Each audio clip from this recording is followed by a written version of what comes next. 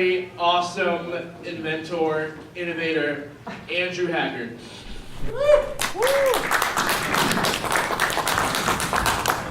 Hello, Andrew. Welcome. Thanks, guys. Please forgive the coffee. Oh, no, not at all. Not at all. That's fine. I kind of wish I had some coffee, but that's fine. So, for people who don't know who you are, can you just please introduce yourself? Let them know what you do, what you're about. Absolutely. I am the line editor for the Munchkin card game from Steve Jackson Games. So, basically, anything that says Munchkin on it crosses my desk at one point or another. I've co-designed several of the sets. I have helped with really bad card ideas for others.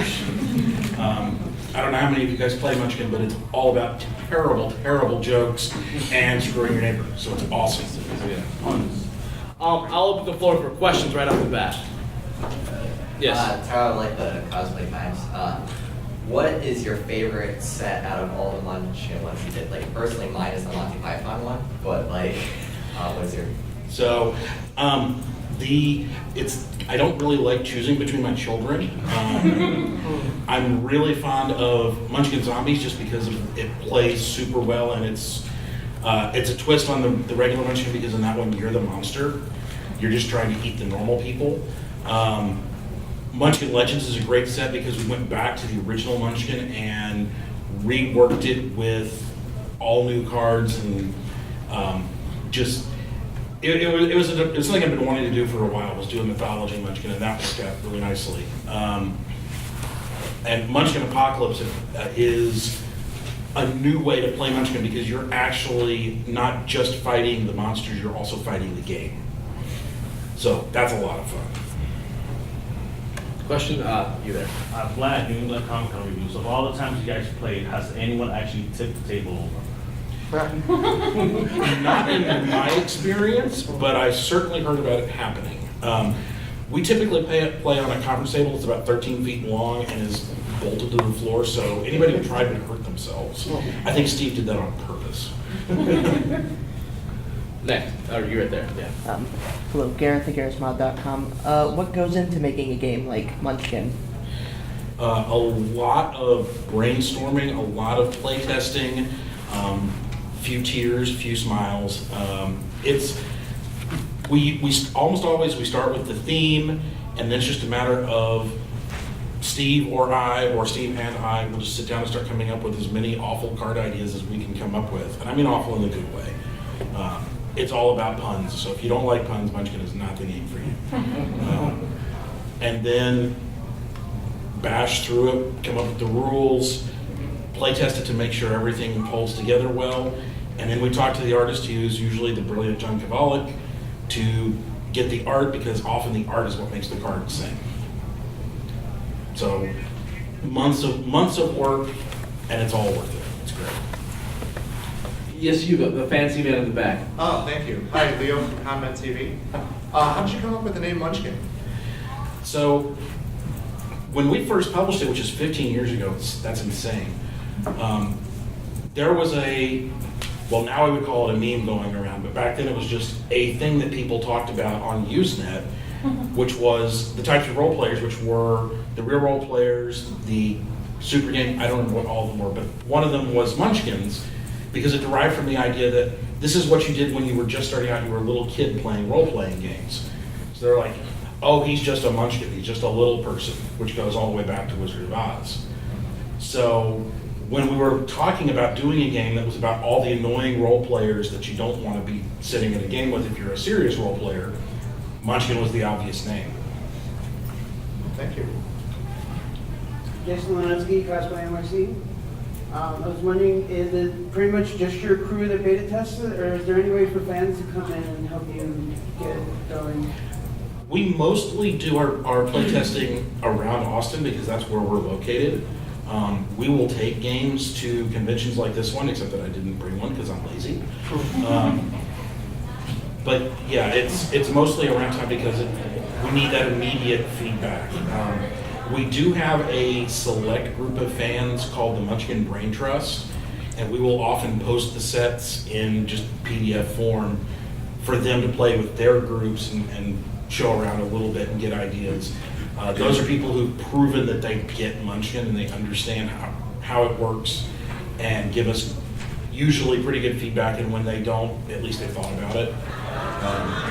So the real answer is come to Austin, and we'll be happy to let you sit in on a play test, but we do try to bring things out when we've got something to test. Right now we don't, so. You in the back, blue shirt, yeah. Hi, Neil, I-98.3 FM, Wilmington, Connecticut. In this age of so many digital games and electronics, I mean, how would you explain the success of a card game that's lasted 15 years? That is a fantastic question, and I ask myself that sometimes. I think, first of all, tabletop gaming in general is an inherently social activity. Is something you can do when your friends get together over beverages of your choice, adult or otherwise. And it's something, as much fun as it is to boot up a computer or a console and scream at your buddies over headsets, it's so much more fun when you can look them in the eye as you're doing horrible things to them.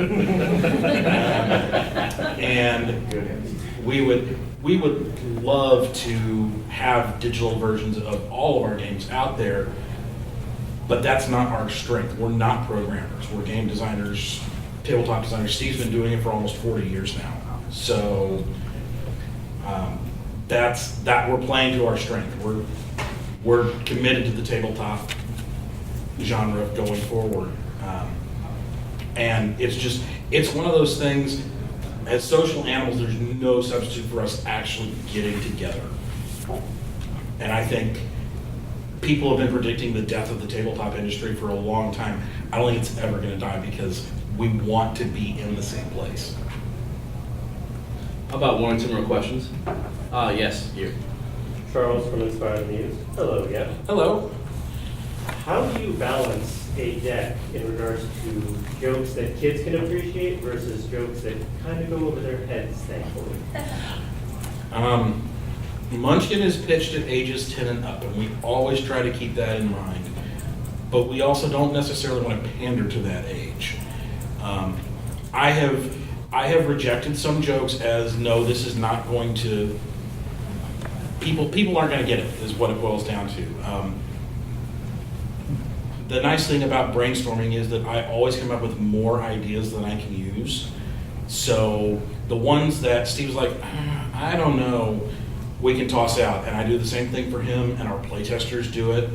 If we get a consistent, I don't get this one, that card is not going to make it into the set no matter how much the designer loves it. We often will put in a couple of cards that have what we like to call Looney Tunes humor or Warner Brothers humor, where the kid will think it's just a stupid card idea, and the adult will go, oh, that's, oh. Sometimes we get letters. There are a couple of cards in the original Munchkin that I think we probably wouldn't have put in there today, but that's okay because most of the people who are writing to us about those cards, when we point out, your kid has no idea what that card's actually talking about, they just think it's a really stupid thing. They're like, oh, okay, that makes sense. If you watch some of those old cartoons as adults, they were not even subtle about some of the things they put in there. One more question. Let me get her action to say. Hi, Cat Sci-Fi Journal. You mentioned that you don't have anything new right now. Are you in development on a new variety of Munchkin? We are in development on several new varieties of Munchkin. They're just not quite far enough along for me to have them here. As the 15th anniversary, we've been doing a lot of work behind the scenes. And we did a lot of work last year to get ready for it. The biggest thing that we're working on this year are guest artist editions. So going back to existing sets and getting new illustrators for special one-run sets. And that required a whole lot of logistical work, but not a lot of creative work. So now we're back on the creative side of things. Lots of things, unfortunately, I can't talk about yet, but we've got some really cool ideas that are going to be out in the next year or year and a half. But unfortunately, we are out of time. Thank you so much, Andrew, for coming in. Thank you very much. Thank all of you for great